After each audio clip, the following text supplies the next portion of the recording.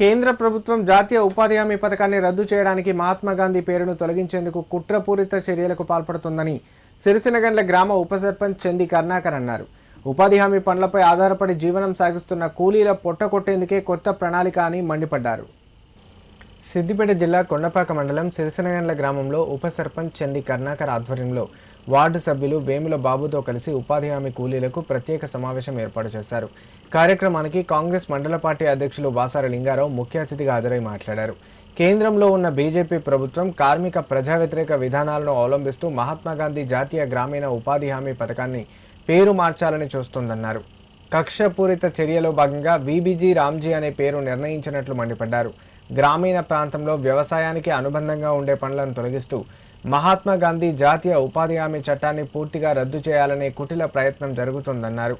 గ్రామంలోని కార్యక్రమంలో ముత్యాల దేవరాజు, నందాల సుధాకర్, బైరెడ్డి లీలావతి, మూడోజు సిద్ధులు, గవ్వల కనుకమల్లు, ఉపాధి హామీ కూలీలు పాల్గొన్నారు. నమస్కారం, నా పేరు చంది కరుణాకర్, సిరిసినగండ్ల గ్రామ ఉప సర్పంచ్ని.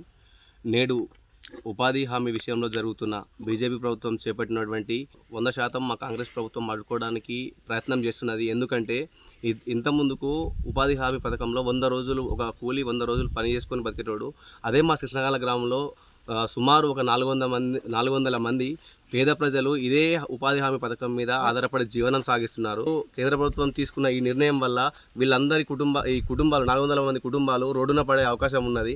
కావున అయ్యా కేంద్ర ప్రభుత్వ పెద్దలారా, మేము ఒకటే చెప్తున్నాం మా కాంగ్రెస్ పార్టీ తరఫు నుండి. ఏమని అంటే, ఏదైతే మీరు తీసుకున్న పార్టీల మీద కుళ్ళుతోటి కుతంత్రాలతోటి తీసుకున్న ఈ నిర్ణయం ఏదైతే ఉన్నదో మీరు దయచేసి ఉపసంహరించుకోండి.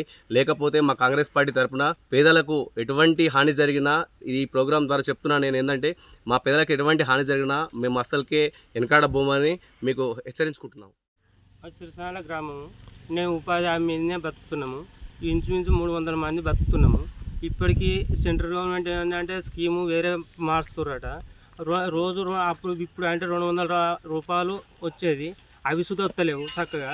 ఇప్పుడు అంటే 4 గంటలు 8 గంటలు చెప్పిస్తారు. అయినా కానీ నీళ్ళు లేవు, ఏవి లేవు, ఏం లేదు. మీరు పేరు మార్చేది లేదు, చేసేది లేదు, ఏది లేదు. ఇదే స్కీము ఇట్లే నడవని దయచేసి అందరికీ నమస్కారం చేస్తున్నా. ఇప్పుడు మహాత్మా గాంధీ అంటే అందరికీ ఇప్పుడు ప్రతి ఒక్క నోటు మీద, ప్రతి ఒక్క పైసా మీద మహాత్మా గాంధీ ఫోటో ఉన్నది. అదే ఉపాధి హామీ మీద అదే స్కీమ్ అట్లే నడవని కోరుతున్నా.